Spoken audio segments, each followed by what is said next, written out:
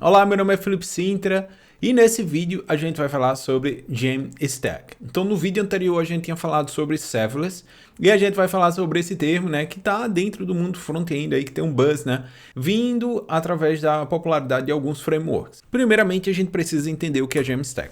Então o Jamstack é um método de construir aplicativos web rápidos e leves. Então esse método utiliza JavaScript, HTML e uma API para você fazer a comunicação e para ter, né, a requisição e envio de dados. Então, dentro dessa estrutura, não tem nada de novo que a gente já viu hoje no mercado. HTML e JavaScript são itens aí que já estão desde os primórdios da web. Mas tem alguns pontos específicos que trazem atenção sobre essa stack. E outro ponto que é bem importante, né? Com ela a gente pode dividir a responsabilidade entre o front-end e o back-end. Então, primeiramente, né, Jam vem da combinação das palavras JavaScript, APIs e Markup. A grande sacada é como essas tecnologias são aplicadas.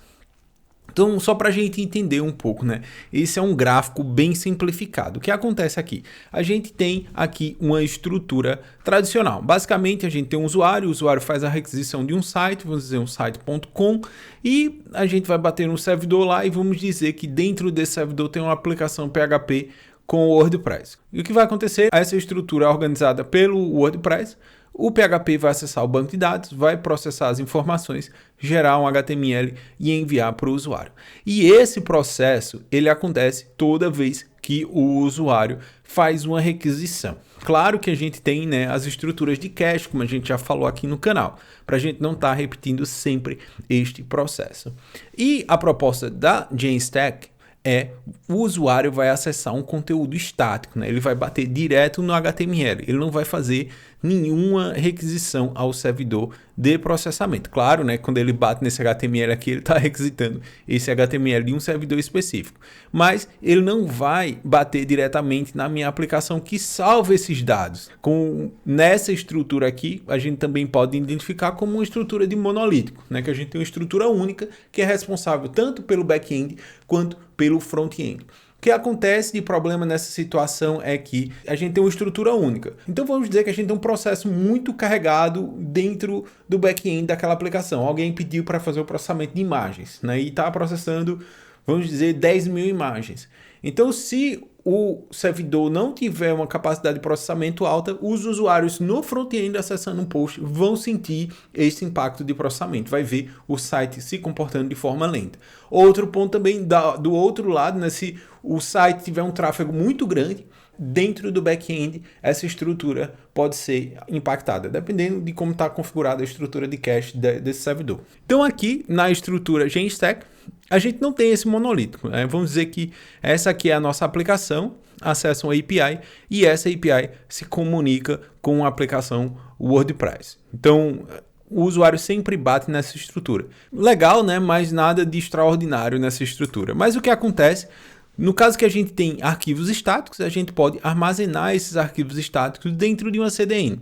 E o usuário vai bater nessa CDN e a gente vai ter essa comunicação sendo feita sobre a API. Outro ponto também que a gente pode aplicar também uma estrutura de cache sobre essa API, né? Se a gente tem várias requisições, a gente pode fazer o cache dessa requisição. Essa estrutura aqui, a gente já começa a economizar bastante a quantidade de acesso dentro desta aplicação. Outro ponto interessante também é que dentro dessa CDN eu posso fazer o cache desses arquivos. Se essa estrutura parar de funcionar, a gente ainda tem os arquivos estáticos aqui sendo respondidos. Então, caso alguma coisa dê errado aqui, a gente não tem o site fora do ar, ok? Mas toda essa mágica vem graças, né, hoje, algumas ferramentas chamadas geradores de sites estáticos, né? Então a gente tem um Gatsby e a gente tem um Next.js, que são dois frameworks aí os mais populares, mas então esses são os geradores de sites automáticos. A gente tem aí frameworks que já tem toda uma lógica por trás, né? Que tem uma simplificação também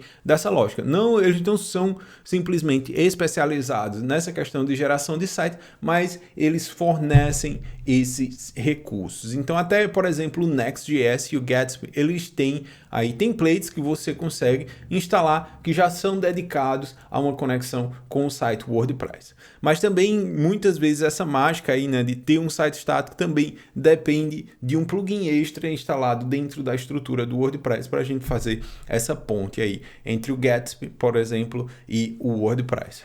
Vantagens que a gente tem sobre isso. Desempenho, né? Claro que a gente está entregando conteúdo estático para o nosso usuário, a gente pode armazenar esse conteúdo estático em uma CDN. A gente também fala de escalabilidade, porque a gente tem aí dois modelos diferentes e a gente pode escalar de acordo com a necessidade, tanto a parte do front quanto a parte do back-end, e a gente vai diminuir também a carga sobre o nosso back-end. Outro ponto interessante é a especialização. Desenvolvedores, né, se concentram apenas no front-end ou no back-end da aplicação. No vídeo anterior eu tinha mencionado o Cloudflare Workers, já o Cloudflare Page é uma ferramenta que já veio um pouco depois do Cloudflare Workers, que é focado na entrega de projetos de Jamstack. E o que a gente precisa para trabalhar com esse recurso? Mesmo requisito do Workers, mas a gente tem uma diferença.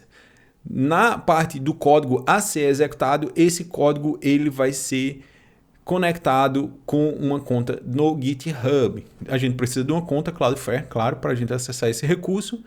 E para a gente dar uma olhada na questão de preço, como é que vai funcionar? A gente tem de forma gratuita um builder por vez, né? Então, só um projeto pode ser compilado por vez, mas a gente pode ter 500 builds por mês. Então a gente pode aí executar o nosso código 500 vezes. Também a gente pode fazer a utilização de 100 domínios diferentes, né, por projeto. Então a gente pode ter uma customização de domínios aí dentro de um projeto. E a gente pode ter uma quantidade ilimitada de sites, como também uma quantidade ilimitada de requisições. Diferente do Cloudflare Workers, neste caso aqui a gente tem uma estrutura estática, né? O Cloudflare Workers é focado mais para a parte de execução de funções, a gente pode entregar um HTML, mas naquele caso o foco principal é na execução de tarefas. Nesse aqui é a entrega de sites estáticos. Então, em outras palavras, a gente tem aqui uma hospedagem gratuita.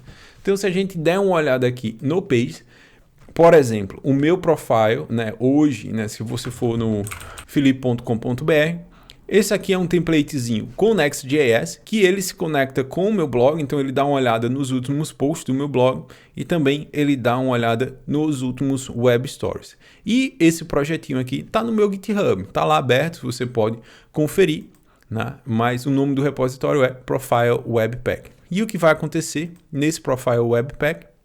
Eu vou fazer um push, né, para a minha branch master. Toda vez que eu fizer um push para a minha branch master, ele vai compilar esse projeto dentro dessa URL aqui, e depois o que eu faço é, eu faço a customização dessa URL para apontar para o philippe.com.br. Neste caso aqui, o Cloudflare Pages, ele é tipo uma hospedagem focada em Jamstack. Então é isso, né? Essa é mais um vídeo aí, né, de introdução, meio entrando no contexto do canal, né, falando sobre esses termos, né, Jamstack, como é que eles conectam com o conteúdo que a gente compartilha aqui, e também tem um exemplo, né, dessa utilização. Depois a gente pode também criar vídeos abordando de forma mais prática esses itens, né? Se você tiver interesse sobre isso, só deixar nos comentários aí, né, dizendo, ô Felipe, tem como gravar um vídeo mais prático sobre esse assunto que eu posso aí fazer para vocês. Então é isso, um abraço e até o próximo vídeo. Falou, tchau!